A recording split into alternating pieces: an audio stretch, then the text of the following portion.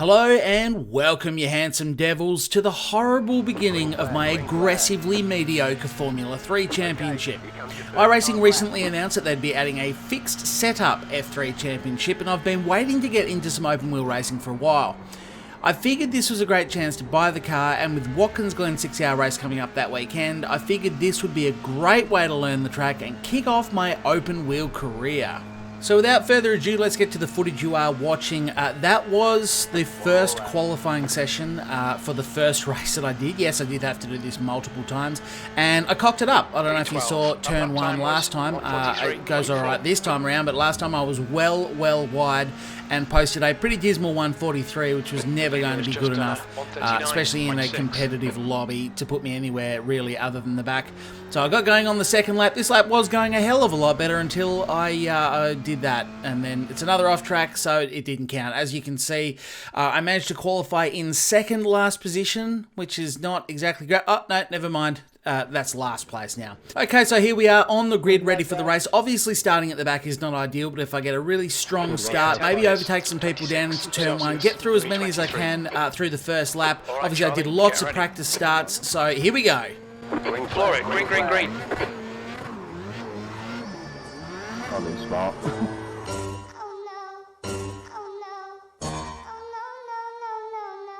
Yeah, so welcome to the single worst start I have ever had in any form of racing, real life or simulated. That was horrendous. I don't know what I did. I just got off the clutch too quickly, bagged up the back tyres, and no matter how much I modulated that throttle, I just couldn't get them to hook up and grip again, and around I went. Pretty embarrassing. Got a meatball. So the repair time wasn't actually that long. I knew I'd lose one lap, but I thought maybe it's worth boxing on. It could be a high attrition race. I mean, these things do break very easily, but unfortunately the car was broken, and as soon as I tipped into a corner that needed a bit of aero, you can see what the end result was. And I didn't do anything strange there. I literally just hooked in, not even at full pace, knowing that the tyres would be cold, and yeah, that was the end of race 1. Right, so whereas race 1 was before the Watkins Glen 6-hour, this race 2 was after the Watkins Glen 6-hour. So I had lots of track experience and went on in qualifying to make exactly the same mistake at turn 1 there, off track. That lap won't count. And then I went on a little bit later on that lap to make exactly the same mistake again because I'm an idiot. Luckily, I did have a second lap. I was able to get something semi-decent down. Not great, only good enough for 16th, but I'm well experienced at the track. So let's see how we go in race 2. I did it. I actually managed to get the car off the line. Look, it wasn't the most rapid of launches, I'll give you that. I'm not overtaking people down into turn 1, but I got the car away and I didn't die, so it's a good thing. Now, I did suspect there was going to be quite a lot of carnage. Obviously, I didn't participate in race 1 myself, but I did look further up the field at how certainly the first lap or two went, and there was quite a few crashes, quite a bit of carnage that I wanted to avoid. So I actually got a really great run out of here coming up into the chicane, and I did for a brief moment think about descending it, and I thought, no, roll out of it, just survive the first lap, focus on overtakes a little bit later on. This coming up, this right-hander as well, also saw a bit of action, and it did not disappoint with that man thinking he was going to launch. There's another big crash out to the side then, so I've actually just overtaken about 4 or so people, I believe. So really good start to my race. Coming from 16th, I only had certain expectations. It was a fairly challenging field as well. There were some really high I-rating people at the top of the grid. So I had no real sort of thoughts of coming back to 5th or anything stupid like that, but I thought if I can get around the top 10, I would be relatively happy. So I'm sticking close to this group. You'll notice already there's a bit of a gap behind me. I think that's probably the outcome of the incident that we saw before. And I just wanted to stay close to this group. There's a solid pack of 4 cars in front of me. If I can go with them, especially because in practice I'd actually been able to maintain a really good tyre life. So if I can stick on the back of these guys, get on the slipstream, then I might actually be able to work my way through for another 4 people. Don't worry about it. Yeah, it's quite a big crash, that one. I think in my excitement looking further forward, I forgot that the tyres take a little bit to come up to temperature, and that was all me. I just held too much throttle on, and that was the end of my race 2. Okay, so we are back for the third and final attempt at Watkins Glen in a Formula 3. I didn't show you qualifying, but it went relatively smoothly. I do struggle to get enough temperature in the tyres, so my pace was not great, well below what I did in practice. But here we go for the start. Green flag. No, just kidding. He was a bit of a tricky trout, wasn't he? I thought he was genuinely launching from Cape Canaveral to re-enter the atmosphere and land directly in my cockpit, ruining my third and what I really hoped would be final race in the Formula 3s around Watkins Glen. Nonetheless, it was just an internet lag related issue, so we are able to box on.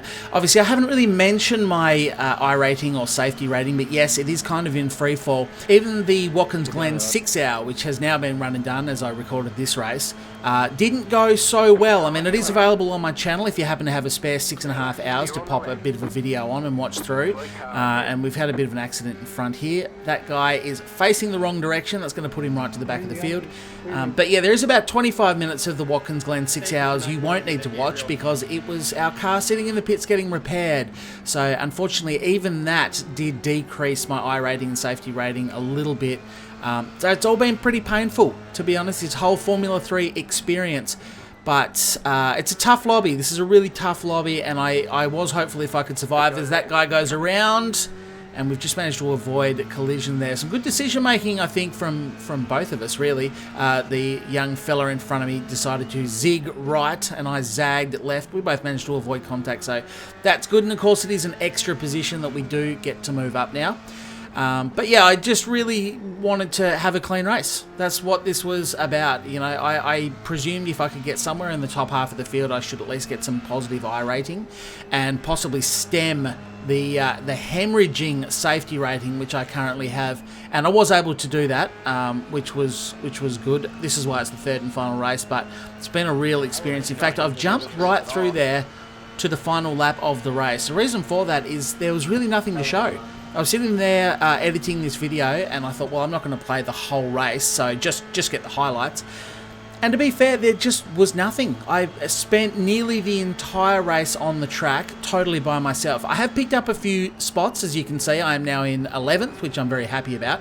But I didn't even know until the crew chief advised me over the radio that I'd gone up a position, because it was not an on-track overtake. I didn't see any accidents. There was absolutely nothing about. The only exciting thing was towards the end of the race here, my tyre life was a little bit better than the guys in front of me, and I am catching the man in 10th position. In fact, I suspect if I had about 2 more laps in this race, I would have caught him. He was really starting to struggle. His pace was bad, and you can see this lap alone, I think I ended up taking about half a second off him. So would have only taken another couple of laps, but yeah, the reality is, short of overtaking the odd back marker, as I just did there, there was really nothing to show of this race. So overall, Watkins Glen has been a pretty difficult little experience for me, to be honest. It's a track I really enjoy, and I feel like I know it quite well. I've spent a lot of time there over the last couple of weeks. I've got a good feel for the track, and I feel like I've gelled relatively well with this car. Obviously, there was a hell of a lot of mistakes, which I would like to think are a bit uncharacteristic of me. But yeah, I mean, certainly getting off the line was a learning experience. Lap 1, those cold tyres, that was a learning experience. So I feel like I've got a much better handle on the car. I'm looking forward to future rounds, but a little bit of a shame that 11th is the best I could come out with from a track that I really do enjoy and I know quite well, because it's only going to get harder from here.